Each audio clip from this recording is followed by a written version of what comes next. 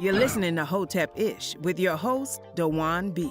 Intelligent Ish Talk, intelligent shit talk, where we balance the profound with the profane. Political satire, celebrity and expert guests, information and entertainment, conversation and solutions. Leave your feelings at the door.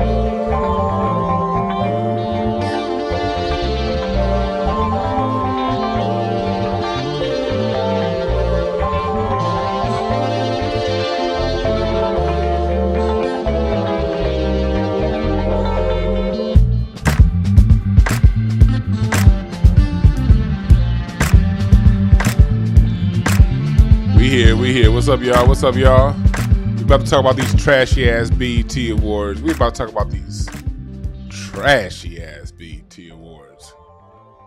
You see that shit, man? Well, I couldn't watch that much of it. I just I saw parts and highlights of it. Well, I don't know if you can call them highlights, you know. But yeah, BET, they've been done for a long time. They've been done for a long ass time. In the meantime, I want you to watch this because, yes, it is here. It is here. My documentary short is here. We are going to debut it. But this is what I'm going to do.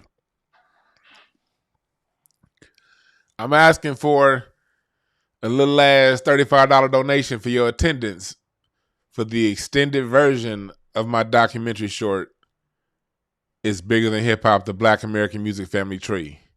And we're going to do a watch party together and a Q&A. Y'all say y'all want to help? Watch this. This is how you can help. Hi, my name is Dewan Brown, creator of It's Bigger Than Hip Hop, the Black American influence on music and culture. I come from the field of working with children. And in working with children, I've seen that there's so many young black kids who really don't understand where we come from. As he creates a detailed timeline on how through Jim Crow, we created every form of music, from rock to pop to bebop to hip hop and more. I put together this tree because it seems to be an all-out assault on the history of Black American music. We've always had music that talked about love, that talked about life, that talked about the agonies of life, that talked about the hardships of life. When it comes into our music, when you put that drum set down, drums, bass, keys, kick drums, snare, hi-hat, you go from swinging your hips left and right to the salsa rhythm to bobbing your head on a 1 and a 2. That's the effect the drum set has. So when we talk about hip hop and what it is, it's an extension of the music and the instrumentation that our forefathers created. Check out the live stream premiere of the documentary short, It's Bigger Than Hip Hop, The Black American Family Tree, and Q&A, a fundraiser to create a series detailing music's evolution. Go to DewanB.com for streaming passes and crowdfunding.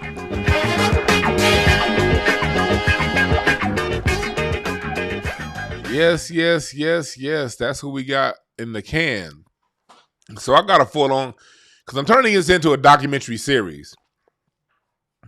But I got a whole ass episode already filmed, complete, canned, and done. So I want y'all to watch that with me. And the link is in the description bar.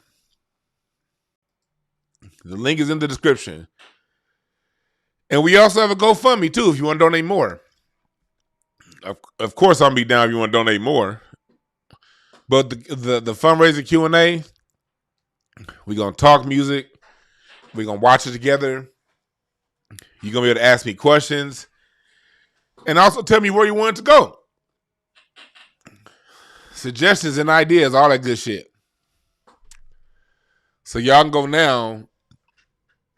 The link is in the description bar. Y'all can go right now and get your ticket for November. What day did I choose? November 12th, 10 a.m. Pacific, 1 p.m. Eastern. And you can also go to GoFundMe. Go to GoFundMe.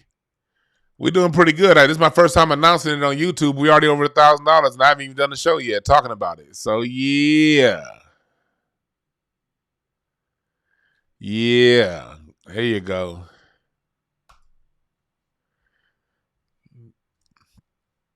Join. All that good shit. You see what I'm saying? And we're gonna have some more speakers too, right? Hassan is my director. But we're gonna have more speakers too. All right. Let's go. I expect all y'all to be there.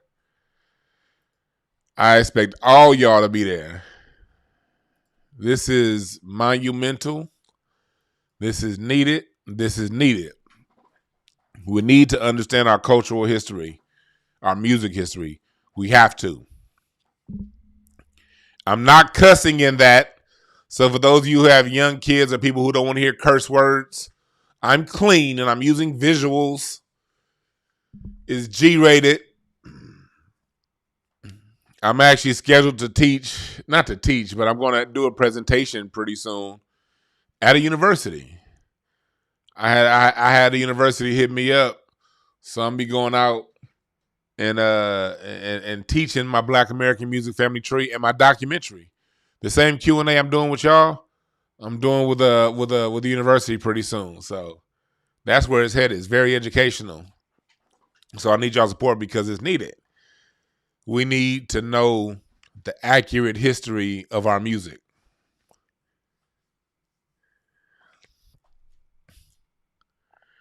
We need to know.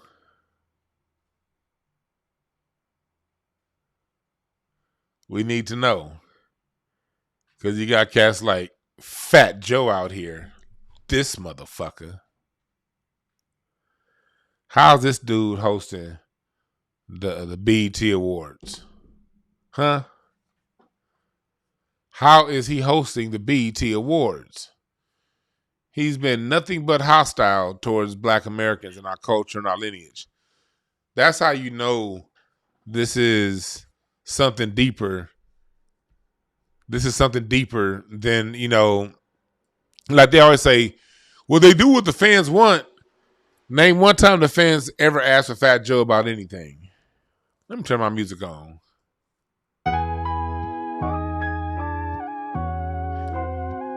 When was the last time you ever heard somebody say, hey, when is the next Fat Joe feature on somebody's song?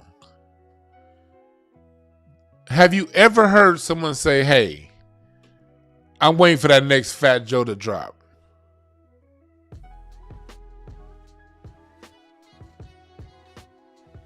When does that ever happen? Has that ever happened?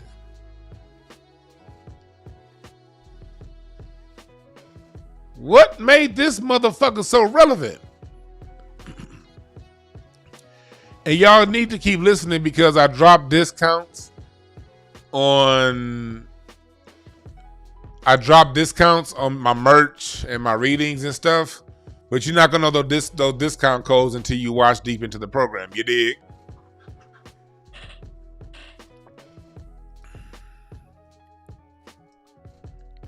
So yeah, so stay tuned for that. There we go. Let me put my title up.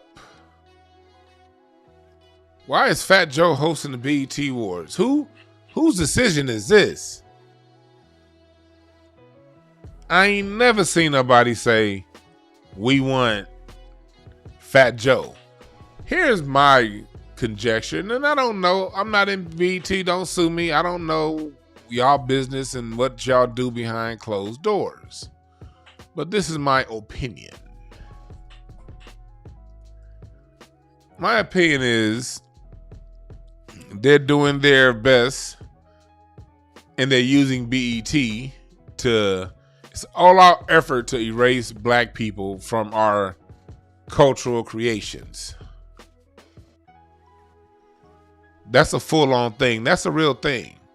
And it's people out there that'll be like, Duane, that's conspiracy. Well, why is it that black people aren't the face of the lead guitar in rock and roll? If that's true, if this is just conspiracy.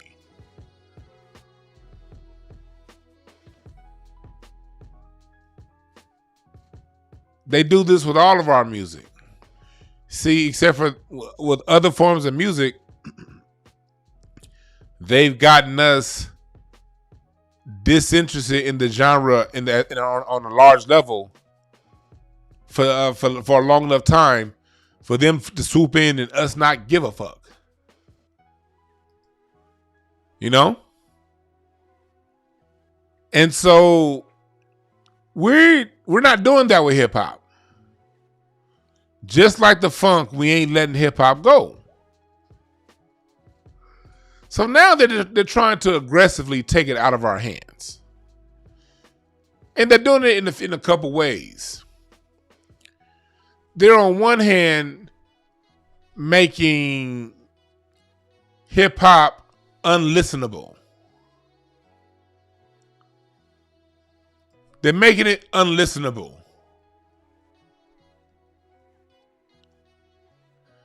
They're doing what they did with R&B.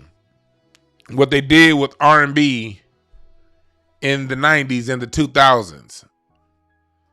What they did with R&B in the 90s and 2000s, starting in the 80s, was they made the music synthetic. Took out the lushness, took out the live instrumentation. As the 90s went along, you add the hip hop element to it, take the melody out, the harmonies, the background singing. And in the 2000s, you make it full on synthetic. By not only is it synthetic instrumentations, now they're singing auto-tune. You know? And so it made mainstream rhythm and blues unlistenable. And they're doing that right now with rap hip-hop. There was an article recently saying that the genre is down 40%. And Juicy J recently talked about it. Let's play what Juicy J had to say about it. And then I'm gonna give you my reaction to this and why, and I'm gonna tell you why I think this is. I know a lot of people don't want to hear this, but I'm being real.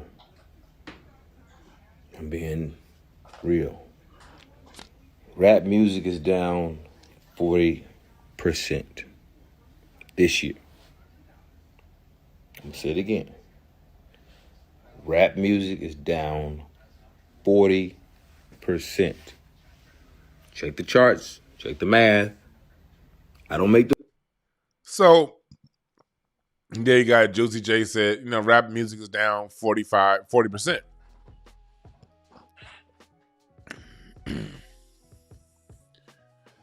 At the same time, they're talking about rap being down 40%. You got the BET Awards.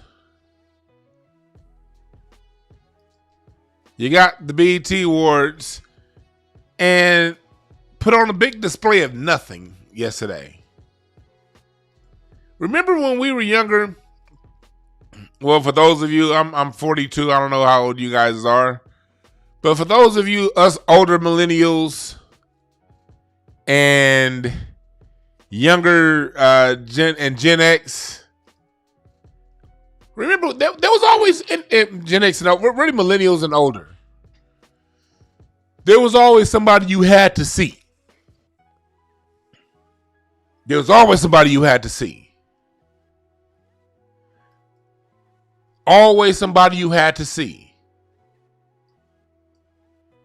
Whether it be MC Hammer and 98,000 dancers coming to the stage, Michael Jackson, Prince, Whitney Houston.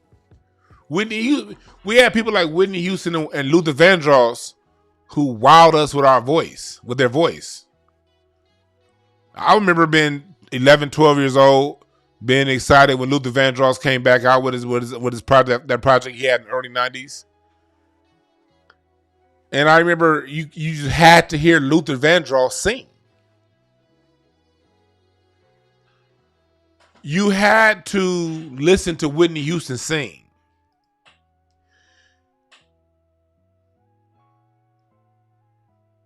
You know what I mean? You had to listen to you had to watch Michael Jackson. You had to watch the old school part, Stevie Wonder. There was more than one person you had to watch. When the 90s came, you had to watch. I remember being a young man. Man, I couldn't wait to see En Vogue. Man, they was fine as hell. We had to see that TLC performance. TLC always put on the show at the award shows. We had to see them.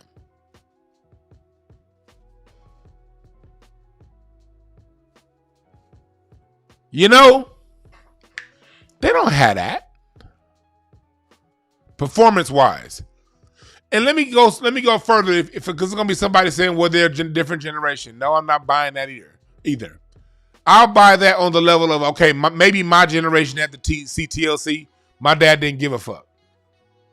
But when it came to MC Hammer, I don't care. Like, my dad didn't stay up to watch. No, my dad didn't give a damn about none of our music. But when Hammer was on stage, my dad would have to sit. Even him would have to come back and be like, "Oh, hey, what's this here?" Everybody could agree on seeing Michael Jackson. Everybody could agree on having to see Prince. I don't give a fuck what generation you was. Old, young, paraplegic, midgets. And don't let Eddie Murphy be the comedian. Oh my God.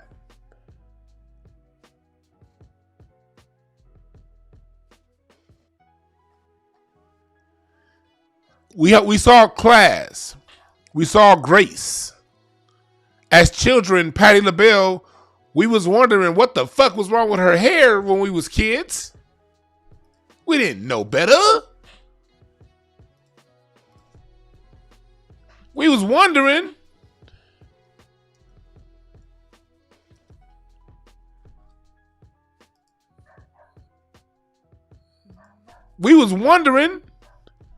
I remember when I was a kid, it'll be an award show or something like that, and Patti LaBelle was gonna be on stage, and she came out with one of these. You are my friend. Yeah, yeah, yeah, yeah, yeah, yeah. we was as kids like, okay, mama, what's going on?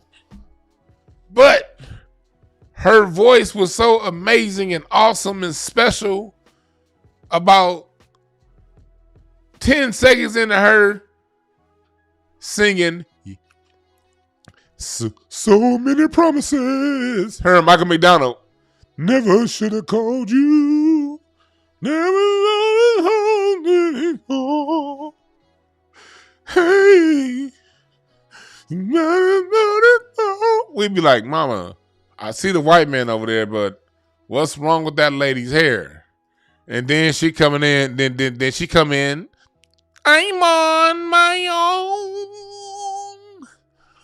Why did it end this way? And then she get into that, and you be like, man, damn that wig. This old ass lady can sing. That's what we was saying. That's what I was saying back in 87. I don't know about y'all. And then it will be moments in the award shows where like the Temptations and the Four Tops will come out and sing against each other. Y'all remember that? Press number if you remember that.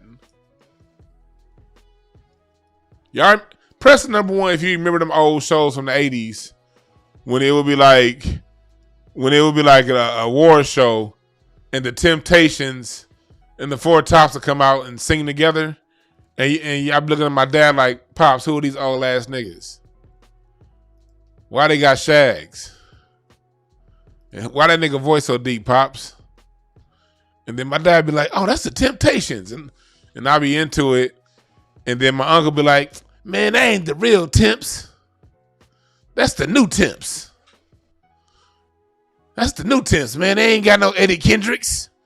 And we be sitting there, me, my brother, my sister would be like, all right, who the fuck is Eddie Kendricks? And then I'm like, this dude sound good. And then my dad be like, see, that's the original Four Tops. Levi Stubbs, Lawrence, Obi, Duke. And we be like, all right, when is New Edition coming on stage? Press the number one if you remember that. Like we watch the award shows and then it'll be the Four Tops and the Temptations on stage. And then we be like, all right, get these old niggas out of here so we can watch Bobby Brown. But we say that, but then you watch them sing and like I remember being a little kid like, yo, these niggas is good. We watched the award show like I don't know about for y'all, but for me, we watched the award show for New Edition and Bobby Brown, hoping Bobby Brown would be there. You weren't sure if Bobby was going to be there or not. And then, you know, we like, I want to see, you know, I want to see them. Then you be like, all right, I'm ready for Guy to come on stage. I'm ready to see Guy. And then you ready to get that. You ready to hear some don't. And then as soon as you're ready for Guy to come on stage, because the commercial be like, come up to the stage next, Guy. And then when they get back from commercial, this cat will be on stage. And he was like, Daddy, who that old high voice ass nigga? Oh, that's Smokey Robinson. I be like, Pops, man, why he sing so high though?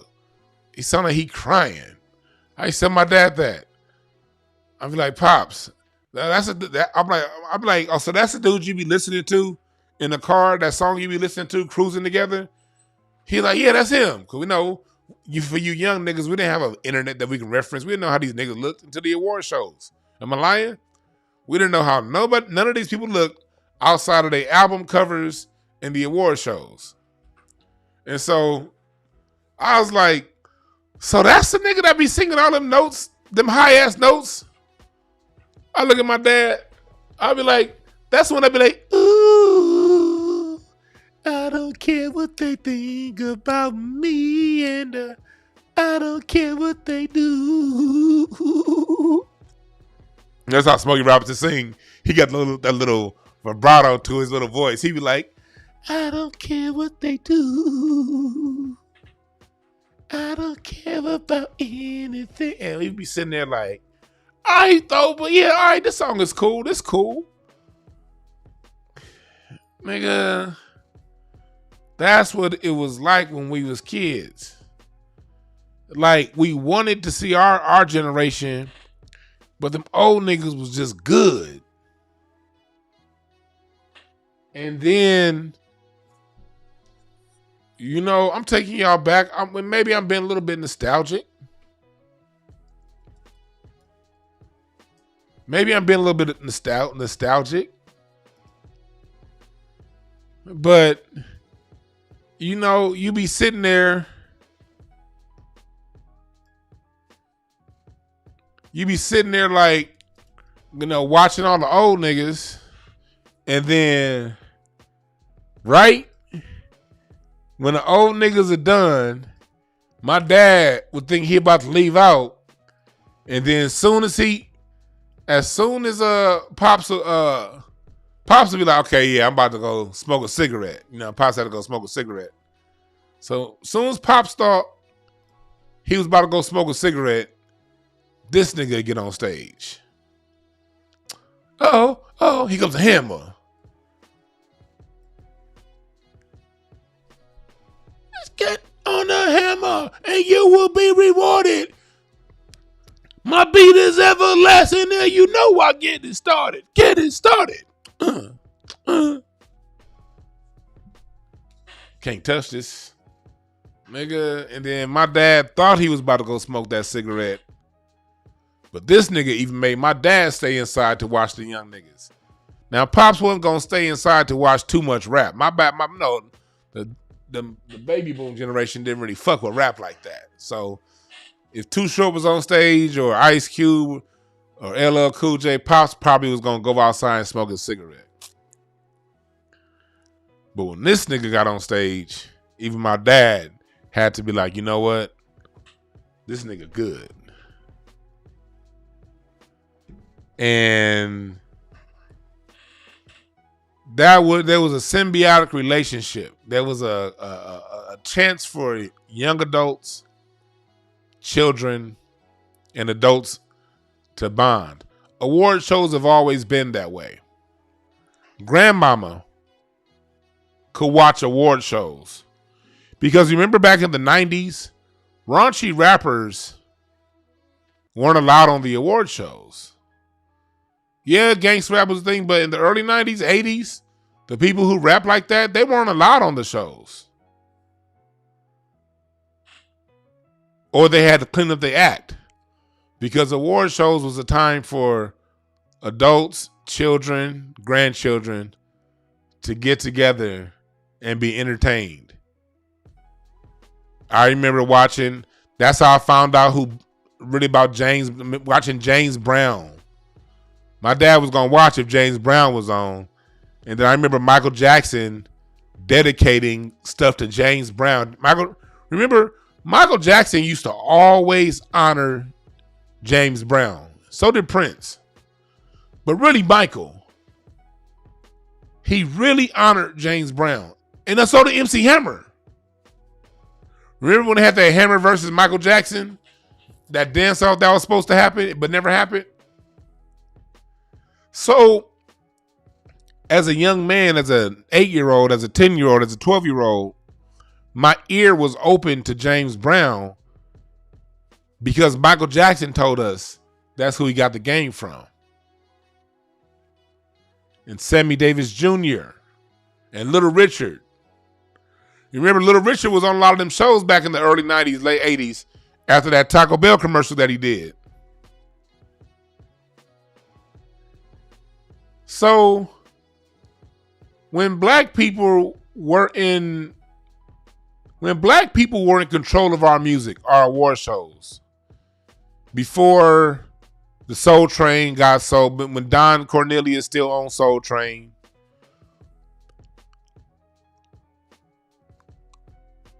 And I got honest, the BET Awards didn't get started until after Bob Johnson sold it to Viacom. But like always, usually the first few years the white supremacists own something, they don't touch it.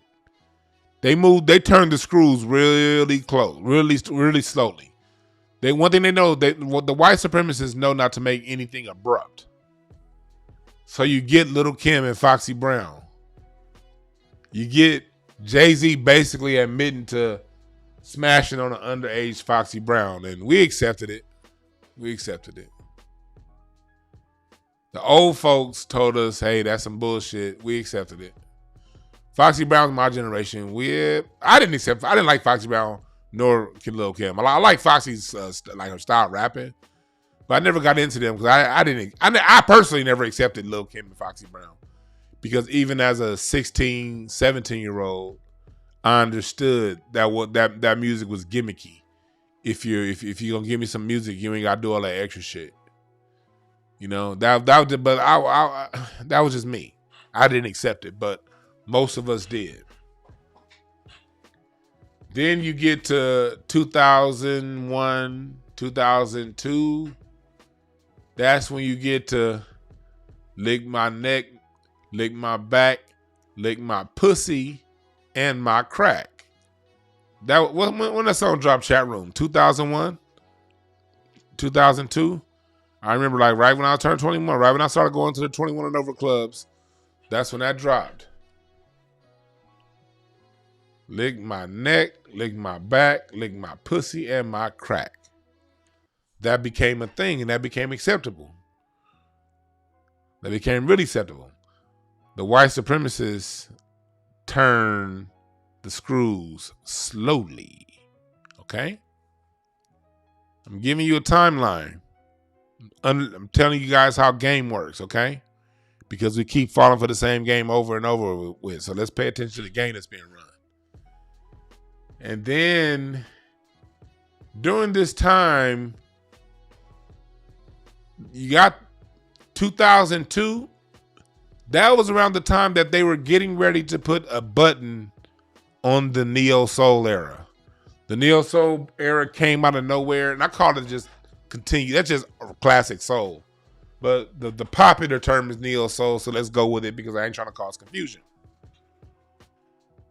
Neo soul, quote unquote, came out of nowhere in 95, 96, starting with D'Angelo's Brown Sugar album. Maxwell's Urban Hang Suite, Erykah Badu,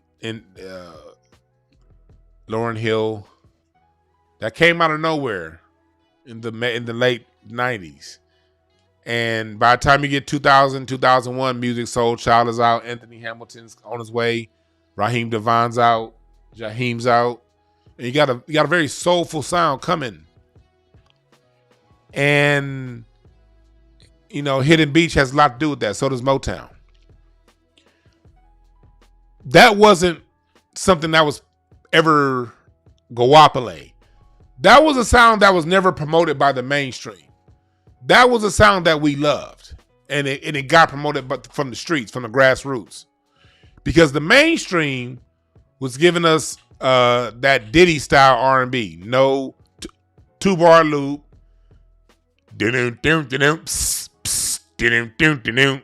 Good song, trash production. The mainstream was giving us the whisper sound. Remember, by the time we get to 96, 97, Mariah Carey goes from singing full-bodied notes to whispering. The Aaliyah sound. Everybody's whispering. Aaliyah's still alive at the time. The mainstream is starting to whisper, the female singers. They're starting to whisper by the time you get to the late 90s. So really, the neo soul kind of saved live music for a while. Layla Hathaway. They saved live music, good, well-produced music for a while. But by the time you get to 03, 04, they're putting a cap on the neo soul era. The strong ones, Erykah Badu, Jill Scott, they survive it. Music Soul Child came stumbling out of it. Anthony Hamilton, you know, he survived it. Kim did a pretty good job out of it because Kim came a little bit later. And I can't stop loving you, girl. Yeah, yeah, yeah. Sorry about that. And I can't get over you. That was a counter movement, but those of us who were around at that time understood that movement didn't get mainstream push. That movement didn't get awarded. They gave Beyonce and Alicia Keys all the awards. Remember, I'm going to some music history for y'all. Remember who Alicia Keys came in? Remember she came in? You had NDRE coming out. The Neo Soul movement was coming in heavy. So who did they bring in to counteract the Neo Soul movement? John Legend on the male end, Alicia Keys on the female end. Bilal's First Born Second took off in 2001. Great fucking album. And then when his second album was supposed to come out, I think it was 03 or 04, through Aftermath, that shit got leaked out of nowhere and it never got released. Now we getting this. I remember when John Legend came, I was like, who is this fake Carl Thomas sounding ass nigga pushing out all his notes? Because remember, Carl Thomas was cold. I'm trying to hold on to. I'm trying. That nigga sounded like he was pushing every note out. I'm trying to hold on to. And then here come this light-skinned nigga that looked like a cow, sound like a cow, bowing. I'm ready to go right now. I'm ready to go right now. Cool music, but he did not have the soul of an Anthony Hamilton. You dig? John Legend was diet rhythm, was diet neo soul. And so was Alicia Keys. I keep on falling in and out. They would not stop playing that song. They would not. The industry always has a counter to the grassroots. Remember that, people. Master P had no limit. So the industry funded Cash Money. That's how it worked, niggas. No Limit was independent. How you feel about their production style and their music style is your business. I don't give a fuck. I never liked anything. The only No Limit produced album I ever liked was The Last Meal by Snoop Dogg. Then that's actually my favorite Snoop album. I'm trying to stack a dollar, pop my collar while I'm singing my song. You bitches better leave me alone. You niggas better leave me alone. Leave me alone. They generally come up with a white funded label to counteract the black independent thing or a white backed artist. Remember, Alicia Keys is Clive Davis. Clive Davis brought her out of nowhere. The original killer of rhythm and blues, Clive Davis, allegedly. Huh. Yeah. Wink, wink, nigga. So Alicia Keys comes in, and then as you get to 04 through 06, outside of Erykah Badu and Jill Scott, a lot of there's no more Blue Contrail. They basically phased out Shantae Moore. Shantae's last album was Shantae Got a Man. That was a dope ass cut. No more Deborah Cox. These soul singers of the 90s, the ones that could really put in some vocals. You know, you see SWVs no longer. The groups are done. Beyonce left Destiny's Child, and Destiny's Child, by the way, was the first of the female groups who was singing the tracks. Escape and all them was actually harmonizing. And when SWV came around, they had them singing over a goddamn CD.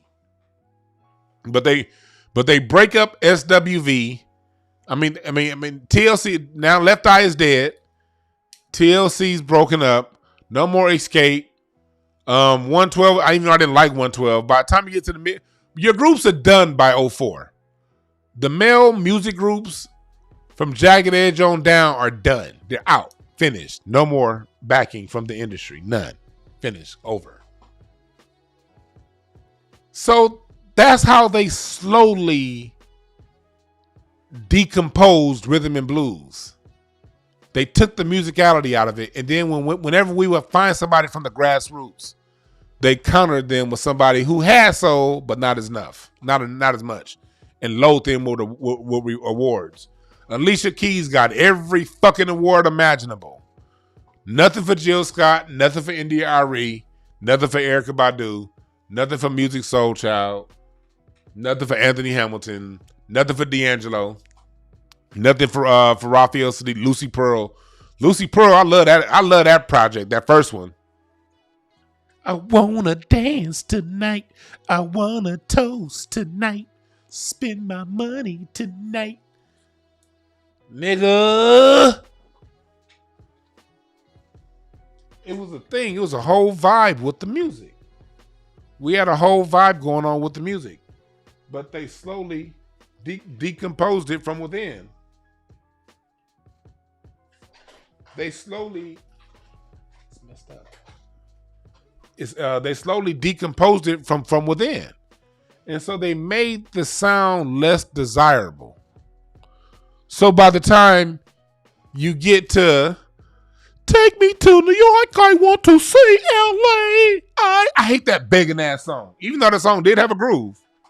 I really want to come kick it with you. You'll be my American boy.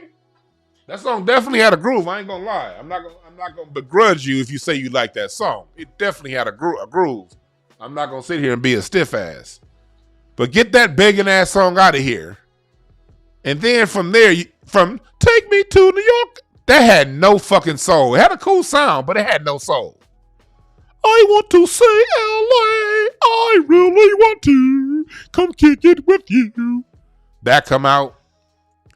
And then under my umbrella, Ella,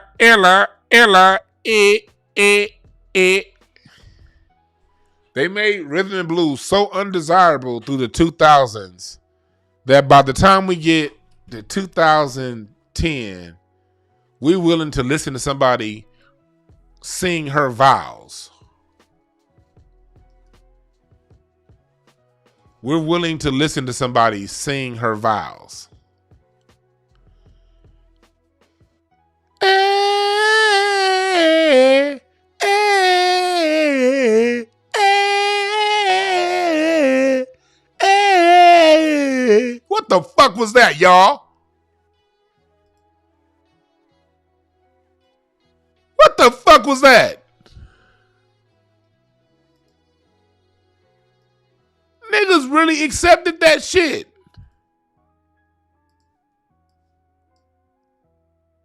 People really accepted that. So by the time we accept that, R&B done, finished, out there. Anybody can do it now.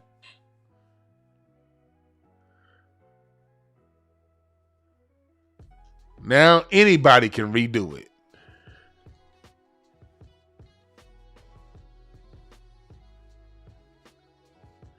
Somebody said 2000s rappers sang better. You damn right. And then Beef Murphy just said it. Then comes Drake. And Drake literally got to hum the same shit for the last decade plus. That nigga sound like a rapping Will Downing. Get that sleepy voice ass nigga out of here. Or Canadian.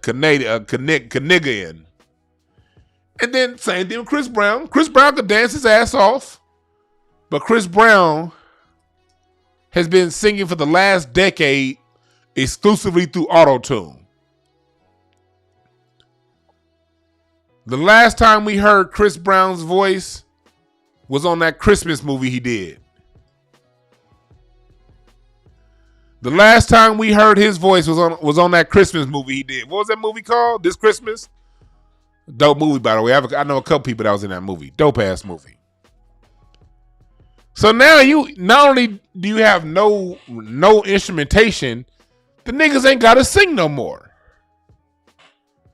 So that's how R&B devolves during that time. And then on the rap side of the game, you go from Lil' Kim to Nicki Minaj. And Nicki Minaj really at one point in her life could sing. I mean, could rap. But the Nicki Minaj we got in the mainstream was just a character singing about a bunch of nothing. Might as well be a Barbie because her music was fake as hell. I ain't singing about shit, sexual degradation, degeneracy, bullshit. And that all got accepted. I'm a millennial. That's all that happened during my 20s. Into my early 30s. From high school to my early 30s, you just saw music take a nosedive.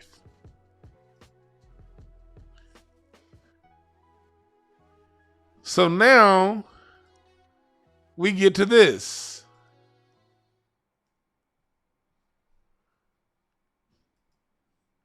Do you think this ain't nothing our grandmamas would have wanted to see? Now, maybe some of y'all grandmamas, I don't know.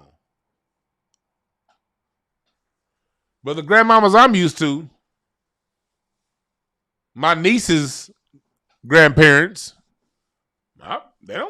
they can't sit around the TV and watch this. So look at the body language, attitude, and we wonder why the kids have such an attitude. This is just the norm, the body language. At least she halfway dressed. At least she halfway dressed. And then you get to the Glorilla part. I'm not Glorilla, that was Glorilla. I thought I had it queued up. You get to the Sexy Red part. I don't even want to play that shit. And then you get to Fat Joe. Talking about, we went from when hip hop was shitted on, the award shows looking like this, where the family could be a part of what was going on, to this bullshit that we in right now. It is not by coincidence this shit happened. It's not. The people who control the money, the people who control the budgets are the ones behind this. The ones paying people. Because we never asked for Fat Joe. I don't know nobody that breathes red blood, oxygen, and bleeds red blood. I said breathe. Ha! Breathes oxygen and bleeds red blood that wanted Fat Joe for anything. And they wonder why rap hip hop sales are down 40%. That's because they're trashing it. The same way they trashed R&B. That's how you tell a fucking story. That's why it's very important that you donate to my documentary short film. Because it's going to go to a full-on season of this kind of talk. It's going to go on a full-on season. A full-on season of this. Check it out. Hi, my name is DeJuan Brown, creator of the Black American influence on music and culture. I come from the field of working with children. And in working with children, I've seen that there's so many young black kids who really don't understand where we come from. As he creates a detailed timeline on how through Jim Crow, we created every form of music, from rock to pop to bebop to hip hop and more. I put together this tree because it seems to be an all-out assault on the history of Black American music. We've always had music that talked about love. that talked about life, that talked about the agonies of life, that talked about the hardships of life. When it comes into our music, when you put that drum set down, drums, bass, keys, kick drums, snare, hi-hat, you go from swing your hips left and right to the salsa rhythm to bobbing your head on a 1 and a 2. That's the effect the drum set has. So when we talk about hip hop and what it is, it's an extension of the music and the instrumentation that our forefathers created. Check out the live stream premiere of the documentary short, It's Bigger Than Hip Hop, The Black American Family Tree, and Q&A, a fundraiser to create a series detailing music's evolution. Go to DewanB.com for streaming passes and crowdfunding.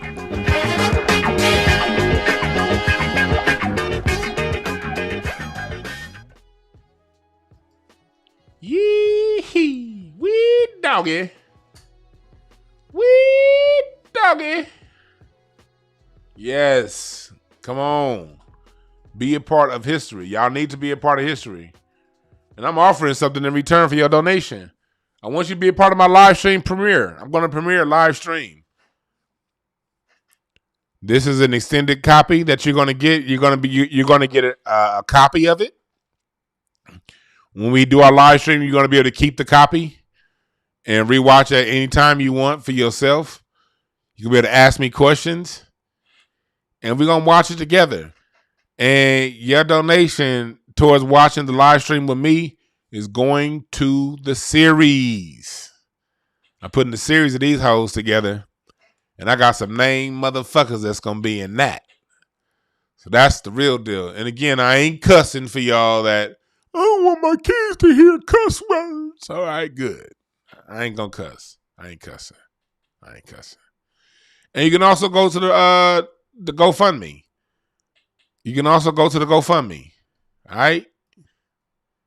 You can go to the GoFundMe. All right? That's what we can do to make history. We making history, goddammit. We are making. This is going into the documents. It's very important that our culture know who we are. Because on the thing, when I was talking, I said, I come from working with children. That's no cap.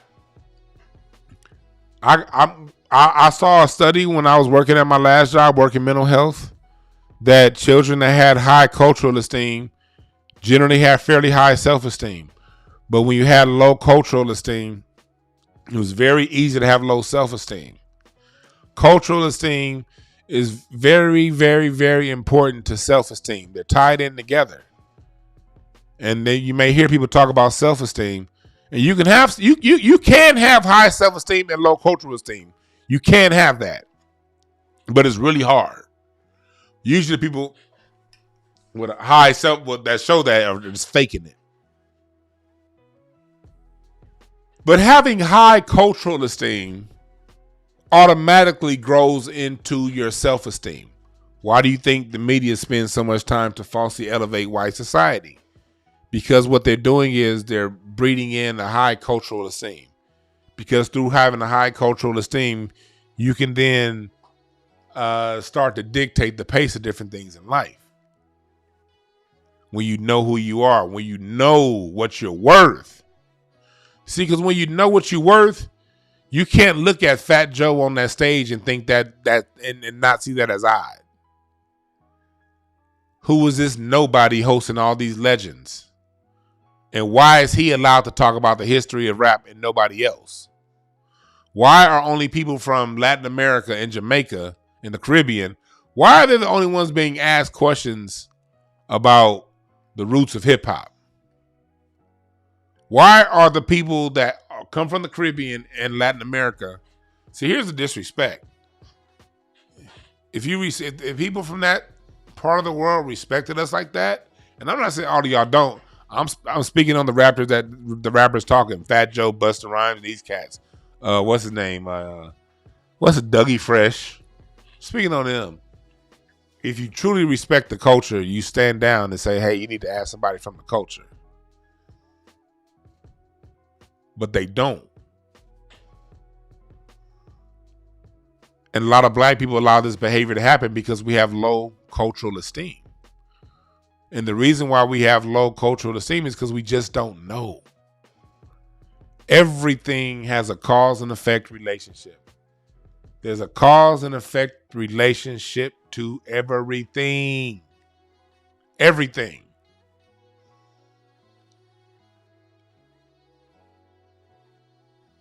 And the cause and effect relationship between black people's low group esteem and the lack of information of knowledge of self have a relationship. They play off one another. They play off one another. You can be okay with Sexy Red when you don't understand that culturally within our culture, we traditionally don't accept that. Even back in the 80s, I remember my mom like when Grace Jones would come out, and Grace Jones would come out wearing damn near nothing. Even though Grace Jones, because like these Sexy Red, they're not new, but when Grace Jones came out wearing nothing, that was openly criticized. It was like, you may like Grace Jones, but she nasty. You didn't hear grandmama and auntie making excuses for the way Grace Jones dressed. Now, auntie may have liked Grace Jones. I remember one of my aunts loved Grace Jones. But she wasn't going to sit around and defend how Grace Jones acted.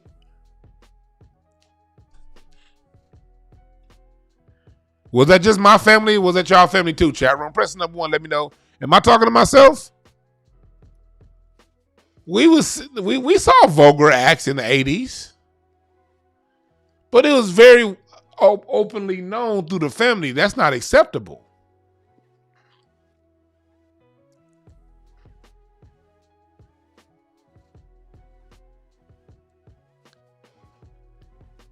It's not acceptable. Yeah, Larry Smith, Grace Jones was a freak back in the 80s and the 90s. She come out with her flat top wearing damn near nothing. But grandmama and auntie be like, she nasty. Hell, they used to call Prince nasty. Man, old folks didn't accept Prince when he came out with his... I remember my dad was like, when Prince came out, and looking back, my dad wasn't old. Looking back, my dad was in, let me see, in the 90s. I mean, my dad was in his late 30s, 40s. My age now. My dad, remember when Prince came out in them booty shorts, my dad was like, oh, hell nah. Man, if you don't get this shit off my TV, I don't give a damn how good he can play the guitar. I ain't about to watch no man with his ass out. That was my dad used to always be like, shit.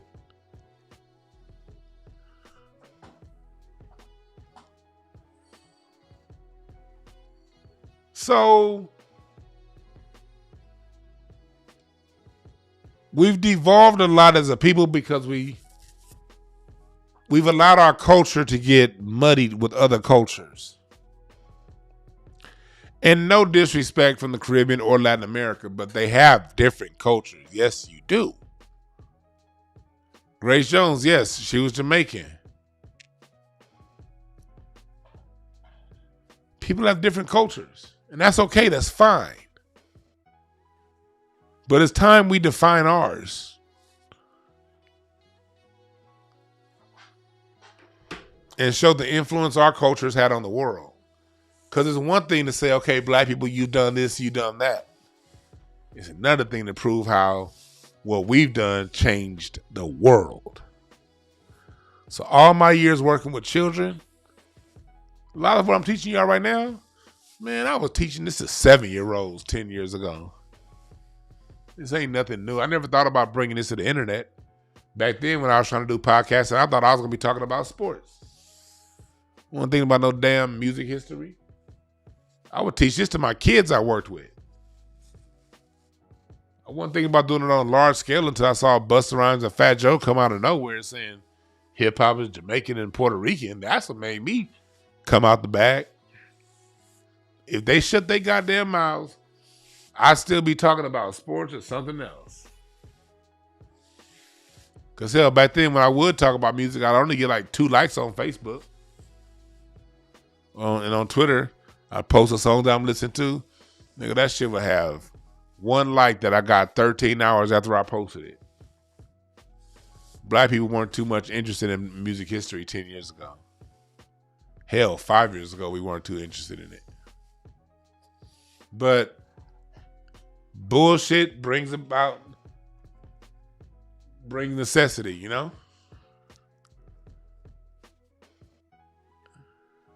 You know? So we in tune now. We in tune. So I expect everybody in here listening to tell a friend also. Not only buy yourself a pass to watch it, buy a pass for a friend. Because I'm going deep in this. I'm going to show some clips later on. But I am going deep in this, bruh. Real deep. Names, years, all that shit. Pictures. We going there.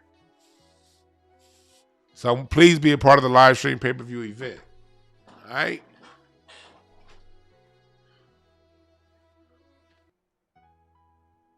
I appreciate that, Dean Song. I was at Deanne. Cynthia Newman, Stanley Horton, welcome. Host, DeCarlo, Larry Smith, Ebony Brandon, The Atavist, Dedication 666. I think that nigga, I ain't see. Hey, Dedication 666, he only come in this motherfucker when I go on at night, huh? Lately, I've been going on earlier. But yeah, no, I'm doing a series of this. And on my series, this event that we're doing, it's me talking. It's me talking. The series? Man, I got some heavy hitters that are part of the series. Huh. Nigga, huh?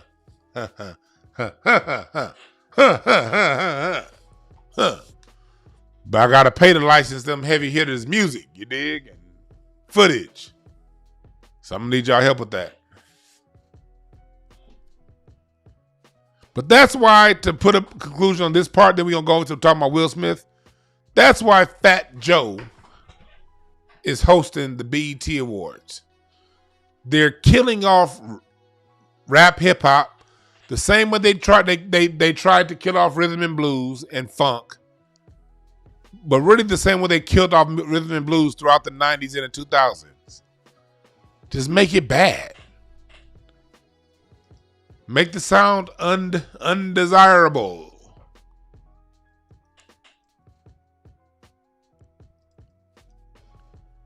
Make the sound undesirable.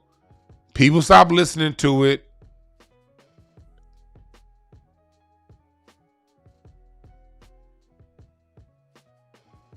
People stop listening to it. And then you be like, hey, no one likes it. We tried. That's how the game works, y'all. That's how the game works. Kill off the sound.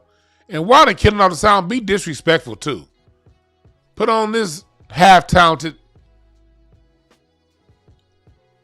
culture vulture.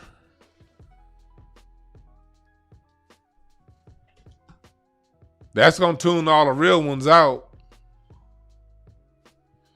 And then when we're done and we're pushing K-pop or whatever else, we can say, hey, nobody likes rap hip-hop anymore. Yeah, because you killed it. That's why. Same game over and over and over and over and over and over. What's up, P. Rothstein? What's up, Mo Unique? Oh, you know that was me? Yeah. They sabotage the sound and then say what happened.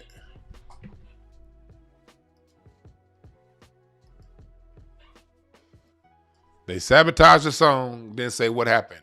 You notice Drake has Sexy Red on his tour.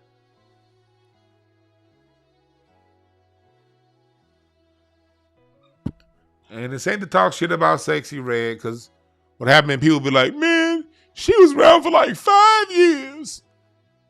You know how many dope ass artists been around for 20, 15, 10, and we've never heard them?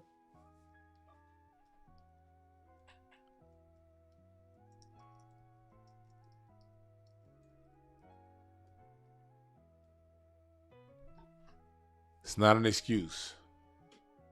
They're killing our music, y'all. Speaking of killing them softly, man, Fat Joe tried to get Will Smith on the BET Awards allegedly. But yeah, didn't happen. At least Will did that right. Jada says that they've been broken up. For those you don't know, they've been separated since 2016. And it's funny because I heard that story from someone who I know that knows Will and Jada. Said they've been separated.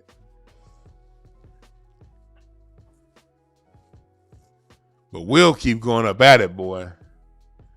It seems like no matter what direction Will Smith look,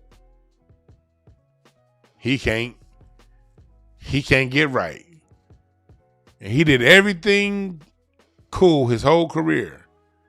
And then his wife put him out there. He slapped Chris Rock deservedly. And I say yes, deservedly. Now Chris Rock saying that he tried to date Jada. This is a clusterfuck. Why are we bringing this up? Because I don't want to be here all night. I'm bringing this up because relationships are between two people. You can't sit around and look at somebody's relationship and wish you had their relationship. The best you could do is to have your relationship the best you can have it. Because I know me as a nigga, I can't handle the shit Will Smith be going through. That's why he ended up slapping Chris Rock. He done dealt with so much shit from her. I think he just snapped. And she didn't do nothing to stop him.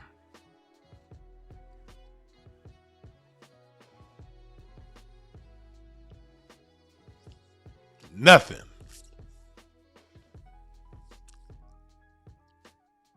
So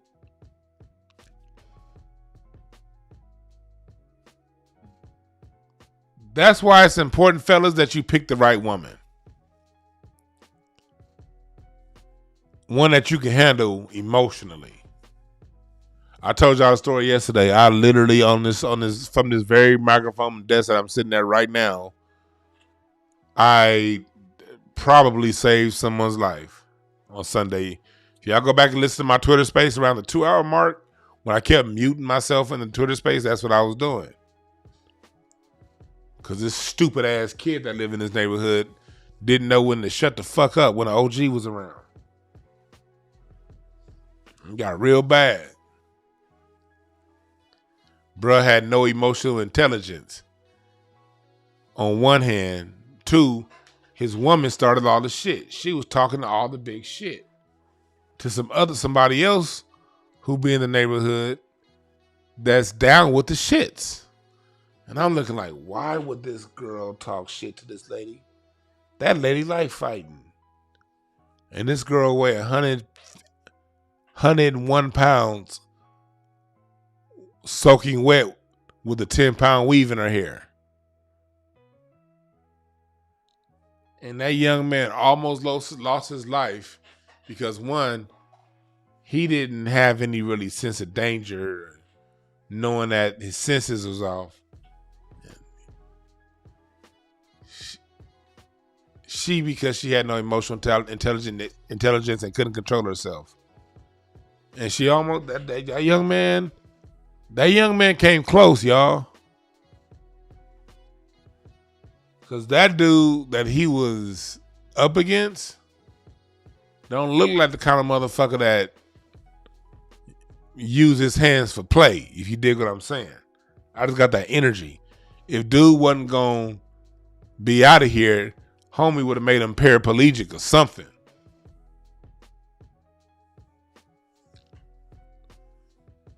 All that's born out of low knowledge of self, the whole situation.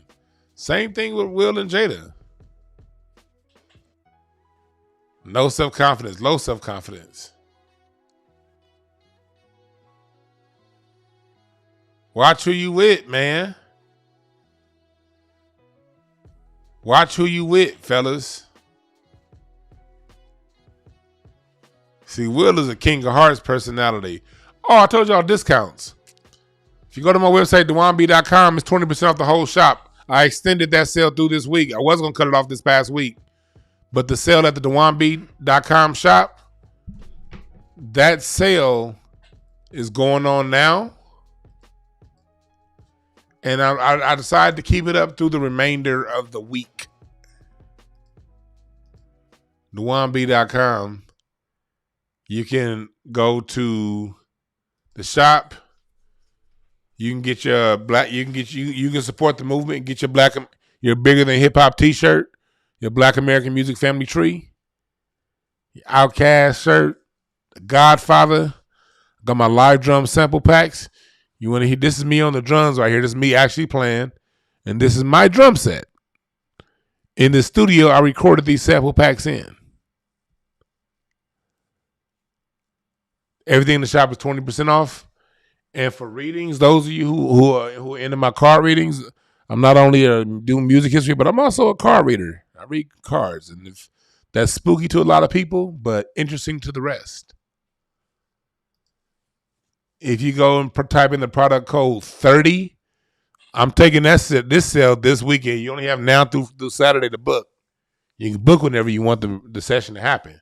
But you got through Saturday to book 30% off readings, hour and above. Everything 1 hour and above, 30% off using the product code 30. All right? That's the sale, and it's only available for people who listen to shows deep in. For everyone else, the sale, you can type you down if you want to. You could type in the product code 20 and get 20% off. That's the sale. I'm putting a flyer together for now, the 20% off sale. That's for everybody else. If you choose to type in 20, you can have that sale. But the 30% off is only for people who listen to the show deep inside. Go to breakthroughcards.com. Nizal. All right. Breakthrough Cards now. All right. But Will, man. Will is a Queen of Hearts personality, man. One of the biggest. That's a card of emotional punishment both ways. You can take a lot of emotional punishment. That shit can also give a lot of emotional punishment. Jada sees the 6 of diamonds. That means she's staunch and stern in her beliefs. Either way it go, don't be looking at other people's relationship. Create your own. Don't worry about what other people got going on. I'm going to leave my phone lines open for like 10 minutes because I got to get out of here. I got a flight in 8 hours that I have not packed for. Hell, I still think I need to wash a load. Shit. Well, maybe I shouldn't take phone calls. I probably need to be washing the goddamn load right now. That's probably what I should be doing instead of talking to you niggas. But I had to come to y'all. This nigga said Jada Strawberry. Y'all stupid. Tiki barber head ass. Why y'all so sorry in the chat room, y'all? What the fuck is wrong with the people in the chat? Yeah, get that 30% off the reading. You type in the product code 30. For everyone else, it's 20. Y'all gonna see on. When I post my flyer saying 20% off readings, I don't want you niggas saying shit. I don't want y'all to be like, you could just do 30. No, nigga. That's for the people who listen deep into the shows. Y'all special. 20 gonna be for everybody else. And I'm just letting my attention straight up. I'm lowering the price of my readings, my merch. I got everything going. I'm putting everything into this music documentary, y'all. Hell, shit. You don't think the money of my readings ain't going towards this documentary? Shit. We gotta tell this story right. We got to tell this story right.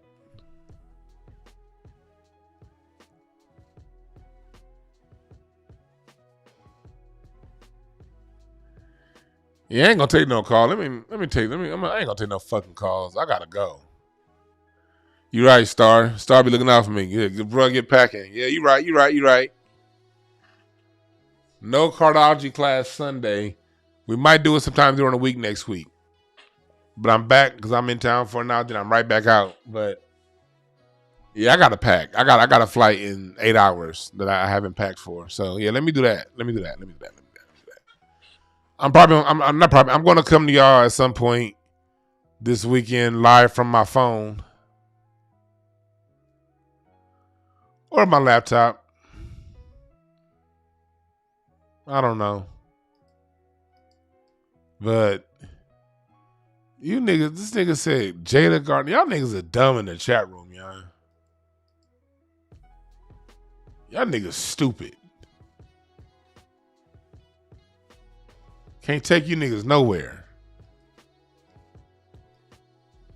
But in the meantime, Gemini 605 says, where's Larry? Larry got a show right now. I was on the phone with Larry before we went live with y'all. Larry headlining the show right now in Houston. He's probably walking on stage right now. When he told me the time of the show, I'm sure Larry's on stage right now cracking jokes in Houston. So Larry's not calling in. And good, too. I don't want my phone smelling like curry.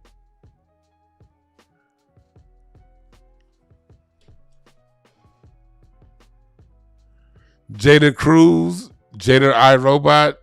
Y'all sorry, man. See? Hey, can you sorry ass niggas need to go on over and in the chat room you see the link to donate to the project and also join my live stream pay-per-view event. Y'all want to see the full documentary? Join the live stream pay-per-view event. It is a fundraiser. Most fundraisers be like $100 and up. I wasn't doing that to y'all. Because I am going to, this is going to get out there. It's about to be chopped up. You got to see the full version. All right? The full version is going to be November 12th. November 12th. Press the number one if you roll in November 12th to your living room, opening up your goddamn computer or your phone, and we going to watch my documentary together. We going to watch this together. Remember that song on Color Purple? Sister, you've been on my mind. Sister. I ain't watching that new one, though. Somebody said Jada blanks. She spelled out one. Hell yeah. So, come on. Come on through. It is important that we fund our own media. Because you see what BET doing with their media. BET putting Fat Joe in front of us as if he means something. So we got to fund the counter narrative, all right?